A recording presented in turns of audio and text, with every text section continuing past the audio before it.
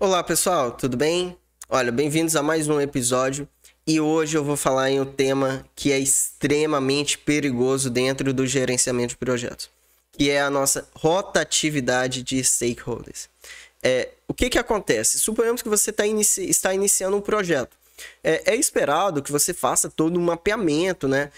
Verifique as partes interessadas, que você também elenque quem são os atores favoráveis ao seu projeto e quem são os atores que podem ter uma posição negativa, né? Podem não querer o bem ou o sucesso do seu projeto. E isso aí, principalmente durante a etapa de planejamento de um projeto, é algo já bem comum.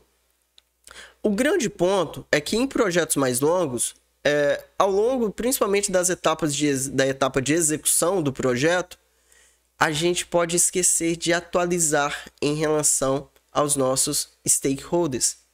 Quem são os nossos stakeholders ativos? Principalmente, digamos assim, suponhamos que não seja um cenário claro em que você toda semana altera um stakeholder. Quando isso é mais claro, fica mais fácil, as pessoas ficam em um alerta maior. Agora, por exemplo, quando isso muda de maneira sutil dentro do seu projeto, é um perigo. É um perigo, rotatividade de stakeholders.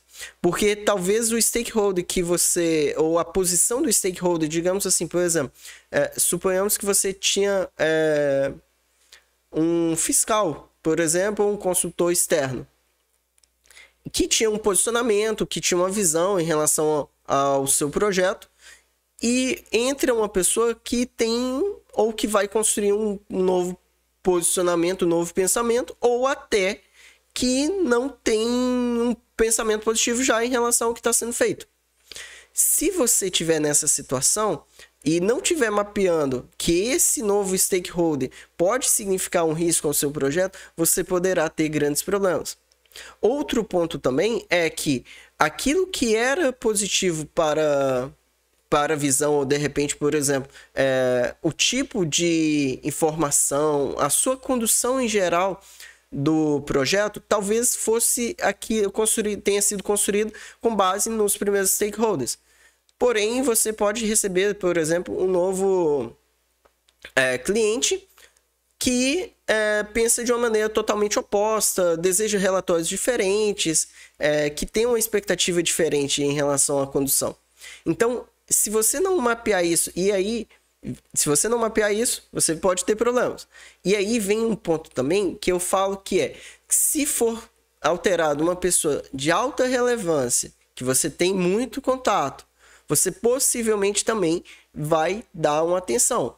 No entanto, existem stakeholders que têm uma grande influência, apesar de não estarem em uma posição de poder ou uma posição tão clara. Esses stakeholders que são, digamos assim, que é onde está o maior risco da gente não enxergar a rotatividade.